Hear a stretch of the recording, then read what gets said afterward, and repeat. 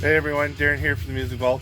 Um, Doing a video. I think I was sitting around thinking, well, I want to do a video. I haven't done one in a bit, well, a couple of days, but I haven't put out a lot lately. So I figured that I'm going to do a 15 random LP video from my collection. Like, I have a pile of records, and I've only been doing videos for a short time, well, a couple of years, few years, and I figured that I'm sitting around doing nothing right now, so I'll do 15 random records and show you the stuff that doesn't normally get shown from my collection, because I haven't shown everything in my collection.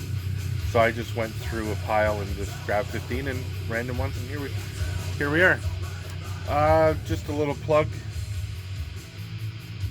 Up in the background, we're listening to Soulstorm, Darkness Visible. This came out in 1992 on Epidemic Records, which is from Scarborough, Ontario, Canada. These guys are from Toronto. Nick Sagius. Sorry, Nick, if I'm butchering your name. I'm friends with him on Facebook, so he's always posting stuff. He's in a new band right now called Tribe of Pizazu, something like that. Anyways, with John McAtee from Incantation and a couple other guys. This reminds me of like a Morgoth kind of death metal kind of thing. He was in Overthrow as well, which, if I remember correctly, was an 80s thrash band from Toronto again. And actually, I saw these guys. I have, I think, 3 of their CDs and a 7-inch, and I saw them in St. Catharines here at the Hideaway, and the whole band signed my 10-inch record that I bought there. I love it. Reminds me of, like I said, Morgoth, even like Mal Havoc, Mundane. These are like Toronto industrial death metal, hard metal, whatever bands. Anyways, and this is a one-hit wonder. I don't know where the hit is, but it was at my local record store for $1.99, and it was called One Hit Wonder. So I left the sticker on there. I thought it was pretty funny. So anyways, I got 15 records here, no particular order. I'll start out with this one.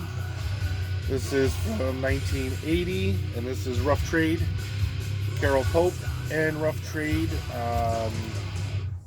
This one has High School Confidential on it. That's the big hit that I think everybody knows if they know who Rough Trade is. They were like a hard rock, new wave, a blend of things. Probably more new wave with a bit of an edge to them. Good stuff. I have, I think, 4 albums from them. Up next is, I got this at a record convention, I think, brand new, I think for $5 or $10, can't remember. That's Glory Hammer. I got it because it was $5 or $10, and the cover reminds me of the Nazareth album. Can't remember what it is. Anyways, it's kind of got the guy on the front kind of thing. This is like cosmic, futuristic power metal. I'm not a huge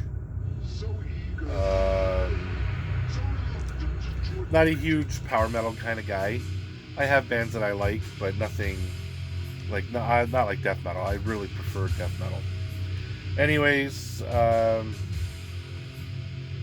Like it's kind of like Infernus Ad Astra, Rise of the Chaos Wizards, Legend of the Astral Hammer, just stuff like that. It's like cosmic. The Hollywood Hootsman, Victorious Eagle Welfare or Warfare, just stuff like that. Nothing, whatever. It's not bad. I probably wouldn't buy another album from them just because, like I said, I'm not a huge power metal guy, and that one was next to nothing. $5-10, brand new, so I couldn't pass it up. Up next, Decapitated, gatefold album, single album, but a gatefold, standard 160 gram vinyl. It's thicker than the average album, but not quite 180 grams. Yeah, this is Wings of Creation. Has a Slayer cover, Mandatory Suicide, on it. Great Polish death metal. And I think this guy here, where is he? This guy here, Vogue, I think is the guitar player now for Machine Head. This one I've shown before. I just grabbed it. Arch Enemy, John Arch and Jim Mathias.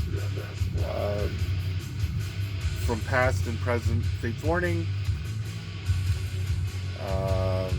It's a great progressive metal record, reminiscent of early Fate's Warning, and that's the era that I really like. I really like John Arch's vocals. Ray Adler is really good too, but John Arch does it for me. This one, no introduction, no whatever, and yeah, Anthrax, For All Kings. This is on a baby blue translucent LP with a big dark blue splotch in the middle of it. This is double LP. Comes in this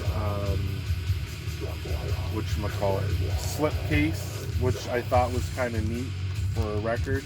Usually you get the slip cases in on CDs, but that one is, well, I'll show this one because we're only at 7 minutes.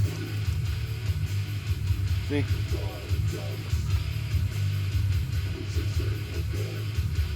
Oop. And then lyrics, pictures of the band, really high gloss album cover, back, picture of the band, really glossy, nice package.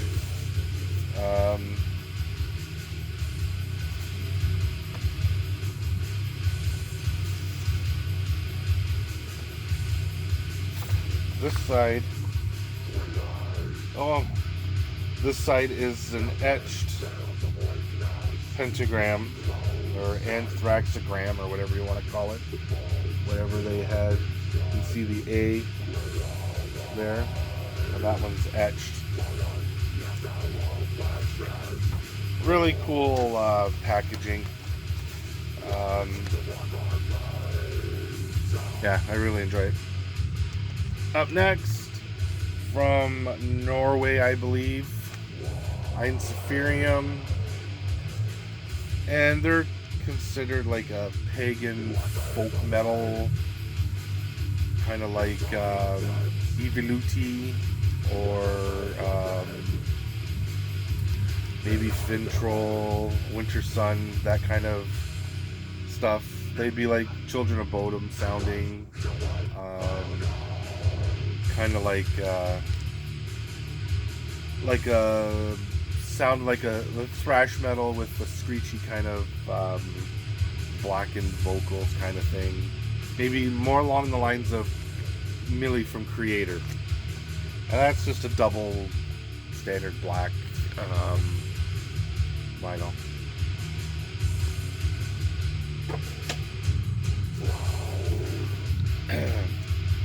All the way from Megaforce Records. This is their first album, came out in 1987. and that's MOD, USA for MOD. This is a straight up hardcore punk kind of Suicidal Tendencies kind of style. I really, this was very heavily on the satirical side. If this were to come out now, it probably never would have been allowed because of all the politically correct social justice warriors out there. Just the songs are so Billy Milano and so not politically correct, but they border comedy. But that's what kind of punk was. It was kind of like a satirical, in-your-face political stance, but done in a don't take me seriously because we're just having fun at this. Anyways, actually, I don't think any of these guys were on the next LP. I think these guys were just on this album, and that was it. I don't know whatever happened to any of them. I just know Billy Milano stayed with this project for, I think he's still with them today. Up next is a reissue of Sodom, Obsessed by Cruelty.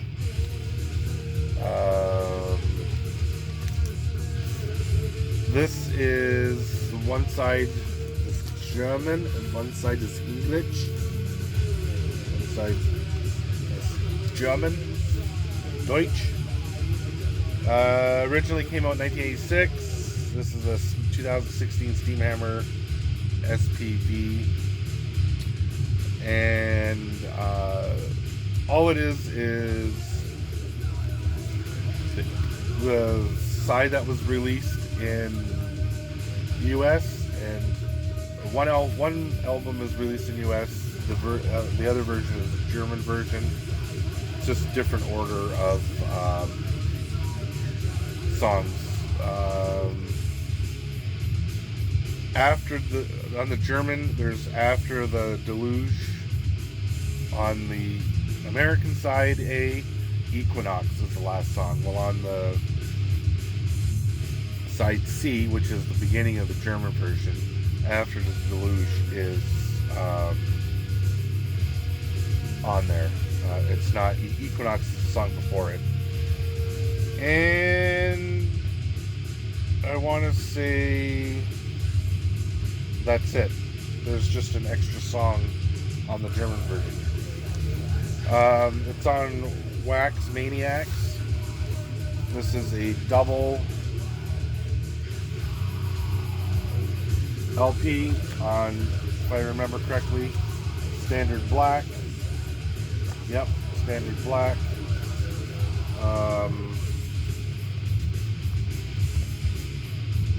A lot of you people know who Sodom is. If you're watching my videos, or even if you watch like Scott Waters, if you watch his videos, or other guys that are into thrash, into metal, Holspa metal, I think these guys, they all know who Sodom is, and they've all shown their stuff in the past. Up next, another German, and it wasn't by design, this is just random, is the reissue of Creator, Terrible Serenity. I love these reissues. I love the finish on the album. It leaves no fingerprints. I just love the whole reissue of these albums. They're freaking expensive. I think I've seen them on eBay for, I think, $75 or $80 plus some of them want $20 or $25 shipping. You're looking at $100 for one of these puppies. That's a lot of cash. Standard Black has printed sleeves. I have the CD version as well.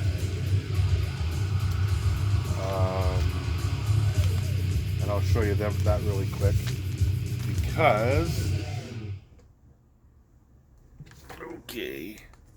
it's the Digibook, and I really like that. I think that's really cool. There's the CD. It's a 2 CD set. There's 2 CDs. Yeah, I really like these. The only thing I don't really care for is where it says remastered on it, but it's not terrible. I can live without it, or I can live with it. It's not a big deal to me. I know some guys that get all worked up over it. Whatever. Up next. Funny thing is, I've never played this album. I bought it. I think I bought it. Well, obviously I bought it used. I think I bought it cheap. I think I bought it because of the singer on this band, on this album, and that's Jack Starr out of Darkness.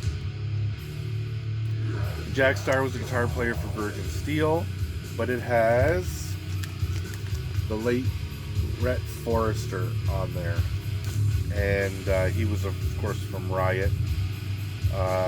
Carl Kennedy is from the Rods. Jerry whatever Bordenero was from the Rods, and Gary Driscoll was on drums, and he was from Rainbow. So honestly, I've never heard this album. I couldn't tell you what it's like. I'm gonna guess and say it's probably like Virgin Steel, straight up heavy metal. I probably should throw it on because I like Rhett Forrester. I thought he was a really good singer. He's on the album Born in America from Riot, and I think maybe one or two more. I know I have that song. My favorite song on that is Burn With You. I think that's the name of it. That's an awesome song. If that's the name of it, I can't remember exactly, but I think that's the name of it. Up next, I got this in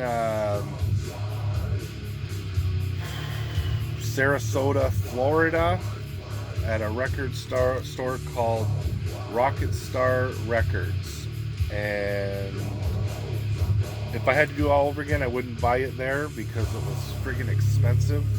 It was $40 American back then, and I found that his store was very expensive. He had a Pretty Hate album in there. Now everybody knows what Pretty Hate is, glam from the 80s. He wanted $95 for it, and it was used, and it looked like a $5 record, literally. The cover was probably a good minus. It was B, maybe even a less than good. The vinyl was okay. I mean, it didn't look like it was scratched. Obviously, it played, but it was not a $95 record at all. I bought $95 records, brand new. They're worth $95. A used record is not worth $95. I'm sorry, and I would not pay that price. I don't care. You know what? Even if it was, maybe if it was a Rush, and I had $95 kicking around, and I needed to have that to be a part of my collection, I might spend $95 on a used record. But if it was a moon pressing of Rush, the very first Rush album, yes, $95 all day long. Anything else? No. It's a friggin' record, and I'll come across it somewhere in my lifetime for $20.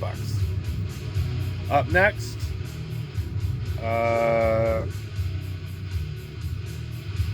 punk rock in the vein of the Ramones. You can tell these guys were a massive Ramones fan.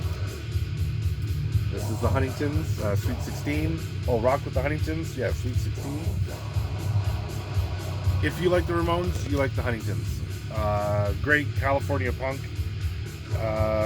Really enjoyed them. I really enjoy the Huntingtons. I have quite a few albums from the Huntingtons. But yeah, if you like the Ramones, you'll like the Huntingtons. Up next, I might have shown this, and this is Accept Breaker. Excuse me, this is a reissue.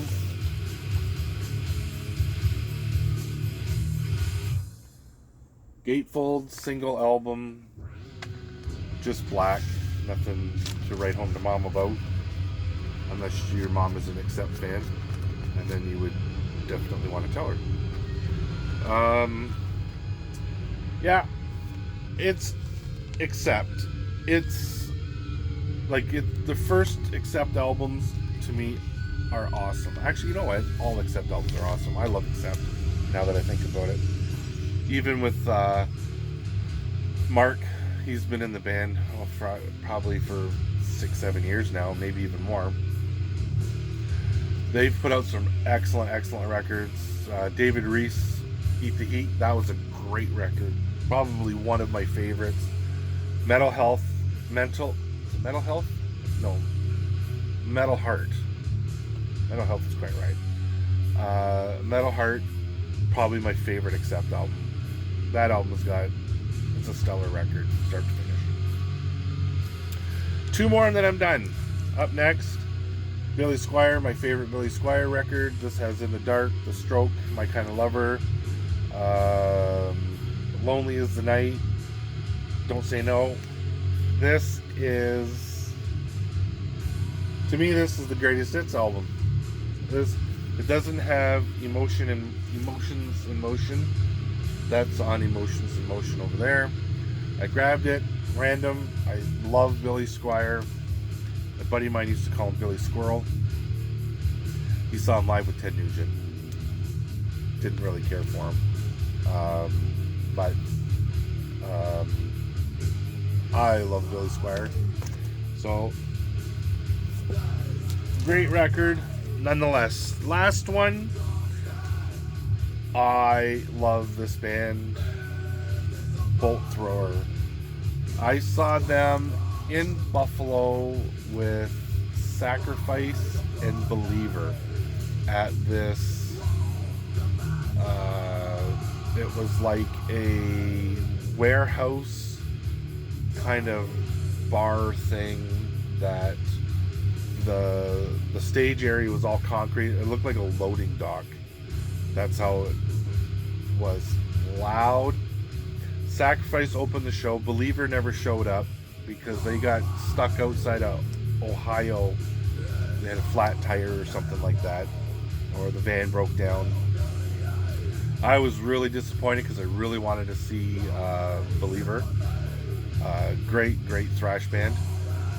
That was the first time I saw Sacrifice. I think I've seen them one other time. Canadian staple in thrash metal. I love Sacrifice. Excellent band. But the first time I ever heard Bolt Thrower was at that show, and because I went to see primarily Believer and Sacrifice. I never heard of Bolt Thrower. After that, I went out and I went on a Bolt Thrower buying spree. I bought it all on cassette, CD. I think I have the cassette up there somewhere still. I have like almost all of their catalog on CD, except for the very first one, There Is No Law. In War, There Is No Law, or something like that. I don't have that one. But I have this one. This is War Master. And gatefold. And the vinyl on this is super cool.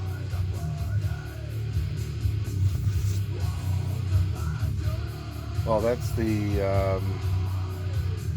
you can see it. It's an etching of one of their, see? When it's white with the splatter. I think the other one has got more, the other vinyl on it. This isn't 180 grams. This is only, I think, maybe 120 or something like that. It's very thin compared to most normal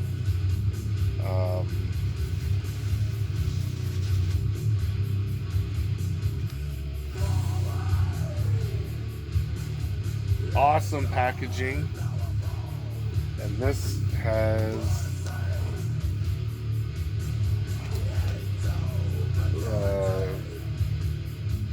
color sleeve. Well, maybe not, maybe a little bit more, but nothing. And I want to say I have a couple of bolt thrower on. I think I have 4 or 5 on vinyl. I want to get what's it? The one after that.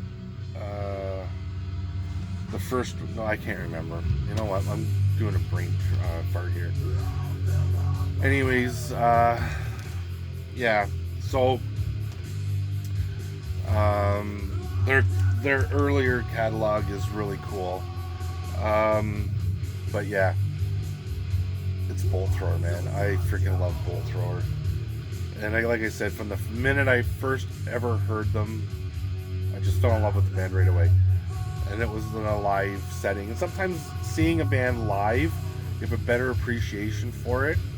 So if you don't like them, or you're like, I don't know if I want to listen to that band or want to buy their stuff, and you happen to see them live, sometimes it just goes, you run out and you get everything from the band, because you experience them live, and sometimes watching them live just gives you a whole new understanding. Anyways, that would be my video. Like I said in the background, is Soulstorm. If you've liked it, go buy it, hunt it down. It'll be a hunt and a half to find them. I just came across it in the wild. Anyways, you take care, and I'll see you guys later.